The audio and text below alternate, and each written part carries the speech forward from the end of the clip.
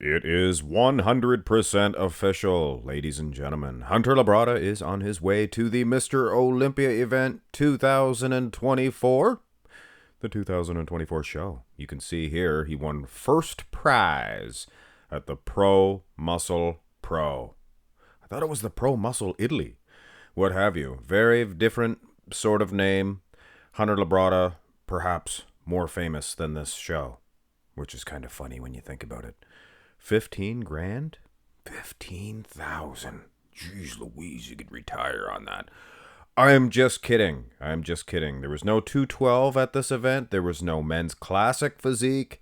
And that's usually all I report on. So I figured you guys were going to take the time to click on this video. Let's do a little bonus before I actually go on with the rest of the top 10, which I will list off. But first, let's see if this Hunter Labrada had improved from last year's performance. You can see Texas Pro 2023 and the Pro Muscle Pro 2024. Now, before I dig into this version and say, oh, he did not improve, his legs are soft in comparison, before I do that, which I just did, I will say his midsection looks a little bit better. His midsection, he's holding the pose a little bit different. So there's all those little details that you have to really take into consideration. But ultimately, which one looks better? I think last year looks so much better. He is so much more conditioned, the separation in the legs. And don't tell me the lighting's different, because it is, I know. But the lighting can't add that much detail in those quads. Come on! His arms look bigger last year too, for goodness sakes. That's just one shot though, guys. I should calm down. Here's the front lat spread. And, of course, lighting so much different that you can't make a decision on this to begin with. And second of all, in the front lat spread is a terrible picture of Hunter. For those rich people at home, for those of you who are rich and have a gray, big, giant screen TV, you can see it's just a blurry old picture of Hunter in that front lat spread from this year. But I don't know, guys, even with this version, it looks pretty soft in those quads. And I would like to hear from somebody that actually was there with Hunter close up last year and this year. I'd like to hear their opinion on, is it really just the picture footage? Is he just as good this year? I don't think so. Let's quickly glance at the back, because we're not doing a whole comparison. We don't have the side shots, which you guys didn't sign up for a comparison. I'm just running through these shots very quick. I think for the most part, he was posing so much better last year. Maybe some people prefer the way he is snapping this rear double bi this year. He's holding his back closer to the audience. He's leaning back, and it creates more wrinkles in the lower back. It looks like a Christmas tree, but I don't know. And the lower half is just not as separated.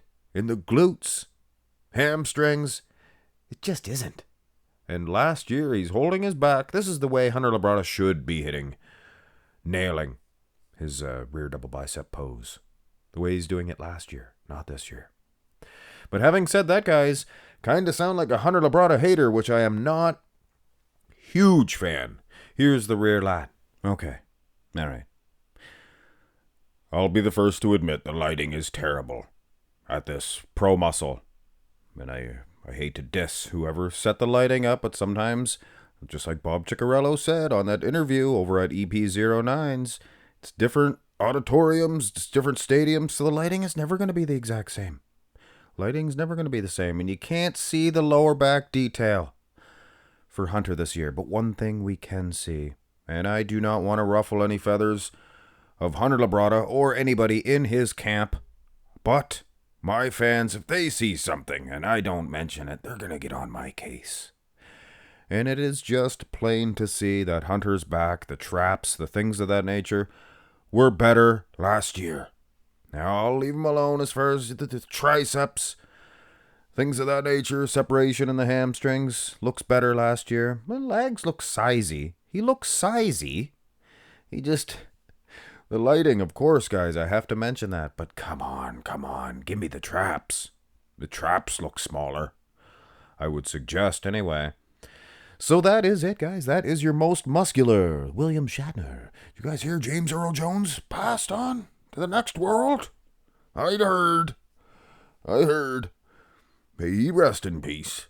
Now, guys, you can see the lag separation, maybe even the size too. I don't know. His legs look so much better, and I would like to hear that it was just the lighting. I would like to hear that those cuts were just as deep this year, but I'm afraid to say they're not.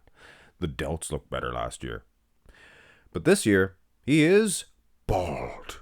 But I would have liked to see some more thickness in the back. Other than that, these are things that he can change going into the Olympia. Conditioning, he can change for sure. But he still won the competition. The Pro Muscle Italy or Pro Muscle Pro. And I might just as well give you the top 10 in second place at this show. It was a good show, guys. Andrea Presti impresses me, as always. He gathered up that second place and always brings great condition. Very underrated bodybuilder. He got 6th at the Romania last time we seen him, so second place from 6th to 2nd, not bad at all. In third place was Bruno Oliveira Santos, so congratulations to him, and he placed 4th at that Muscle Contest Brazil a couple of years back, and I could see the potential in this man. So third place, congrats. In 4th place, hey, is that Xavier Wills from Desktop Bodybuilding? I'm just joking. It's Lorenzo Leowi. It does kind of look like Desktop. Good channel, by the way. Go subscribe. In 5th place, Enrico Hoffman.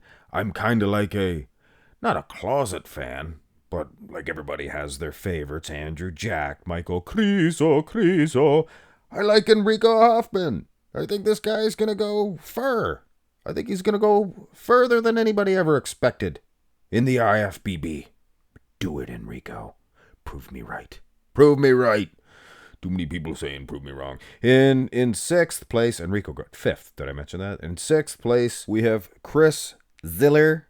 And I said Zellers. I was just joking because there was an old store, a Zellers store. And I know somebody at home, oh, he just needs more size. He is coming from classic physique. He has put on some size. Trust me. So don't listen to those people that are telling you to put on size. You just did, Chris. So do what you're doing. And we'll be raising it from 6th to maybe 4th next time. In 7th place was Diego Nunes. Nunes! Good physique on this guy. Brought pretty good condition. And 7th is not bad. In 8th place was the Tower of Power himself, Josh Malley. I believe it's Malley, not Malay. I don't think it's Malay. Is it French? I don't know. Nice hairdo as well. So these tall guys are exciting to see. So I hope more, and I know the judges don't like them. I know they don't. In 9th place was another giant, Morgan Aste, and I believe he is le parler le fried eggs and le français. I'm just joking. I am French, so I'm allowed to make fun of French language a little bit. Aren't you? If you are something, you're allowed to make fun of it. Maybe not. I don't know how it works anymore, guys. But Morgan Aste, he brought some excellent conditioning as per usual, and he makes it into that top 10. Just slips into the top 10. And this is the man that did actually get 10th. Ahmed Al-Rifi. So, little more condition, little more thickness in the back, to be honest, and, you'd be placing a lot better. And in 11th place, this is funny. It looks exactly like, Serious and Silliness Bodybuilding, starring John Lavia. It looks just like John Lavia from Serious and Silliness Bodybuilding. I think it is him in disguise. In actuality, it's Dario Palazzi, I believe is his name. So he fetches that 11th place. Good for you. And in 12th is Nathan Styles. And you know what? Placing dead last. I mean, realistically, in the grand scheme of things, it's no worse than 11th, 10th, even ninth, guys, let's face it. But getting that dead last position can do two things to a bodybuilder. It's like a dog. If you kick a dog, it's going to do two things. It's going to roll over and die, or it's not going to give up. It's going to get up, and it's going to attack you, and it's going to bite you. And you know what? I think Nathan Styles is the type of a person that if he was the dog, he would bite you back. He would fight back. So take this last place as a good thing. Happy accident, if you will. So that's your top 12. That's it. That's your entire lineup. Hunter Labrada. What can you say, guys? Going into this year's Olympia, there's a lot of talk around him and these two characters right here. It seems to be, as far as people are concerned, seems to be a set top 3 with last year's repeating top 3. So I think it's up to these 3 guys to prove them all wrong. It's up to these 3 guys. One of them could go on and crack that top 2 at the Olympia this year. You know, you don't know. So very interesting matchups. You get your top 2s with your Hatties and your Derricks, and then you got these 3 studs, Studley Moores. It's going to be a good one. Excitement. Have a great one, guys.